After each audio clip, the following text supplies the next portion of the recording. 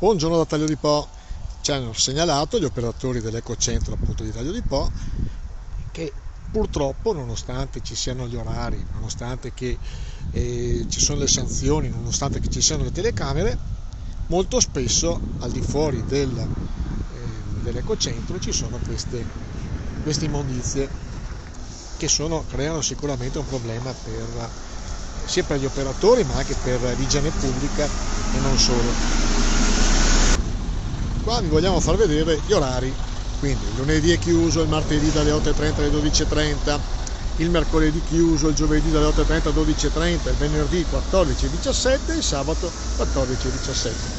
Giustamente anche il sindaco è indignato di questo, il sindaco Leila Marangoni ha detto che sta prendendo provvedimenti, ci sono le telecamere, qualcuno è stato individuato, ci sono delle multe in giro e ricordiamo che c'è addirittura anche il penale. E quindi per un quieto vivere, per un vivere in comunità bisogna anche rispettare queste cose.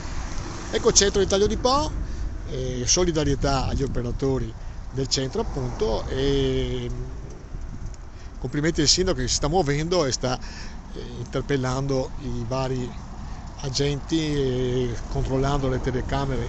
Ci sono anche le fototrappole tra l'altro, perché molte di queste cose qua vengono poi riversati negli argini e per fortuna ci sono gli amici di Plastic Free che fanno un'operazione encomiabile.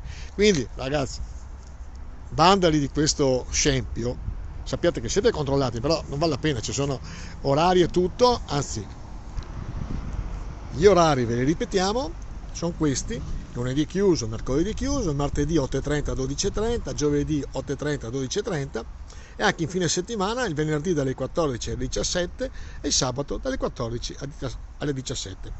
Leandro Maggi dall'Ecocentro di Taglio di Po.